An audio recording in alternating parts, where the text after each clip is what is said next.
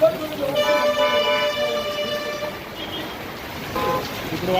గంగమ్మ తల్లి మా పలమనేరు ప్రజలకి మీ గుండుబాయిలో ఆ త్రిశూలాలు కూడా లెక్క చేయకుండా పోయి గుండుబాయిలో మునిగించినమ్మా ఈరోజు వర్షం కురిపిస్తా ఉన్నాం మన పలమనేరు నియోజకవర్గానికి.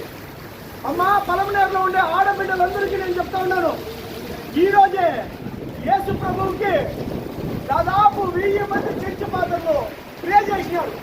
అయ్యో మా పలమనేరు నియోజకవర్గంలో ఈరోజు నీళ్ళు లేకుండా అయిపోయింది చెప్పండి. ఒకే ఒక అర్ధగంట ముందర ప్రే చేసినారు. ఎలక్ట్రిక్ షాక్ ఉరుములు మెరుపులు వస్తూ ఉన్నాయి. కాబట్టి తప్పకుండా ఆ రోజు 3 ముడుగులు మునిగినాను.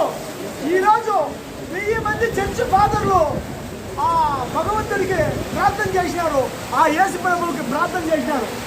ప్రార్థన చేసిన ఒకే ఒక అర్ధగంటలో ఈరోజు తుఫాను లాగా వర్షం రావడం చాలా సంతోషమైతా ఉందమ్మా. ఈ ప్రెస్ సహోదరులందరూ ఈరోజు ఇది కాదా నిజమైన విజయము?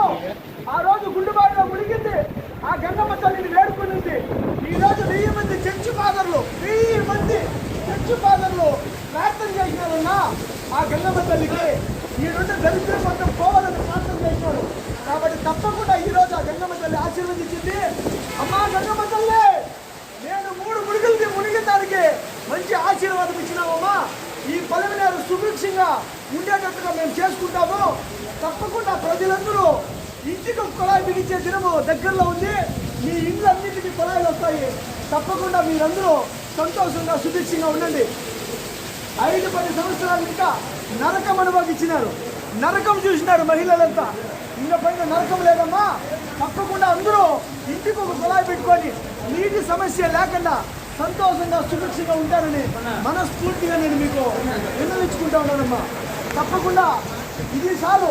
చర్చి ఫాదర్లంతా ప్రార్థన చేసిన తక్షణమే, చర్చి ఫాదర్లందరూ ప్రార్థన చేసిన తక్షణమే ఈరోజు వర్షం పడడము చాలా ఉండాలి.